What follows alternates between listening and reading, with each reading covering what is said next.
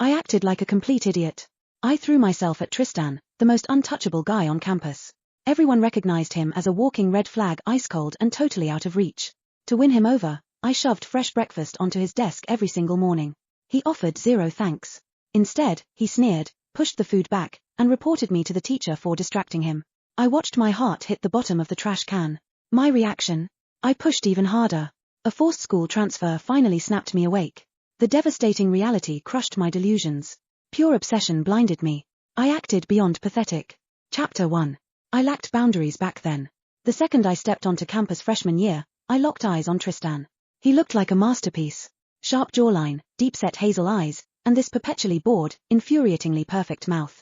The memory still burns in my brain. Freshman orientation.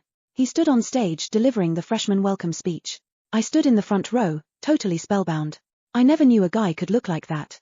Right then and there, a single thought consumed me. I wanted to spend the rest of my life with someone like him. I secured the number 2 spot in our grade. Tristan held number 1. Naturally, the school seated us together. I saw it as fate. A golden ticket to wear him down. I found out he skipped breakfast. So, I started bringing him loaded bacon and egg burritos from the food truck near my apartment. The absolute best spot in town. I shoved the warm foil wrapper across our shared desk, smiling like an idiot. He didn't even blink. He pushed it right back, sliding it off the edge. Then he raised his hand. Ms. Harris, Avery brought hot food into the classroom. The grease smell keeps ruining my concentration. Ms. Harris scowled at me, ready to hand out a detention, but remembered my flawless GPA. She marched over, snatched the foil wrapper, and walked out. A heavy thud echoed from the hallway trash can. I didn't dare to look anymore, and just buried my face in my textbook to study. I refused to back off. The rejection only fueled my delusion. I let it sting for exactly half a day. By the afternoon study hall, I leaned into his space again. Not a burrito guy? I whispered. What do you like? I can grab something else tomorrow. He gave me a single, ice-cold glare. He shoved his chair back, stood up, and walked out. I swallowed the humiliation. The second he returned, I resumed my post. I smothered him with attention. His pencil snapped. I slammed a freshly sharpened one onto his notebook. He left his assignment in the faculty room. I sprinted down the hall to fetch it before he could even sit down. He stared right through me. He took the pencil, took the paper, and went back to ignoring my existence. I refused to take a hint. Every passing period, I flooded his ears with my life story. I told him about my parents' messy divorce. How my mom and I lived with my nana. How nana grew her own tomatoes on the fire escape and made the best lasagna in the world. You should come over this weekend, I babbled, leaning closer. Nana loves feeding my friends. Silence. Classic Tristan. I shrugged it off. I mastered the art of talking to a brick wall. Or not. Totally fine. I can pack you some leftovers on Monday. Monday remains the absolute best day. I kept going, desperate to fill the quiet. My mom actually gets a day off on Mondays. Nana always cooks a massive dinner to celebrate. My mom breaks her back working double shifts. She gave up everything for me. Soon as I graduate and get a real job, I plan to spoil her rotten. I spilled my guts. I laid my whole heart bare on that cheap wooden desk. Tristan just kept solving math equations. His pen scratched across the paper, rhythmically, endlessly. His face remained a perfect, blank mask. He possessed a superpower for tuning me out.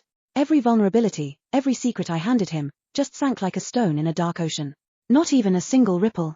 Chapter 2. I didn't care. I was a born chatterbox anyway. If he refused to talk, I carried the conversation solo. I broke down my morning bagel choices. I analyzed my screw-ups on the AP history exam.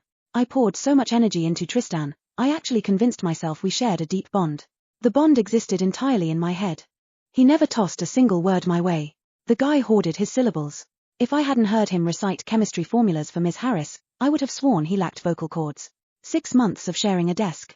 3 breakfast burritos offered. 3 detentions threatened. 3 perfectly good meals slammed into the trash. I finally stopped bringing him food. Nana hated wasting anything, and she raised me to respect every dollar. Watching my warm offerings hit the bottom of the garbage can crack something right down the middle of my chest. I swapped the food for words. I filled every passing period with endless chatter. Tristan absorbed it all with absolute silence. The rejection stung at first. Then I grew callous to it. I kept oversharing anyway. Sometimes, I actually shut up. Once a month, brutal cramps ripped through my abdomen. The pain drained my energy. I pressed my cheek against the cool desk and stared out the window. Sparrows darted past the glass. Blue jays fought over branches. They flew around, totally free, totally oblivious to my misery. My rare silence caught his attention. Tristan actually shot a glance my way. I caught him looking and flashed a weak grin. He scowled, instantly snapping his eyes back to his textbook. I let my heavy eyelids droop shut. At 16, I craved adulthood. I genuinely believed turning 18 would magically erase all these suffocating rules. Seasons blurred together.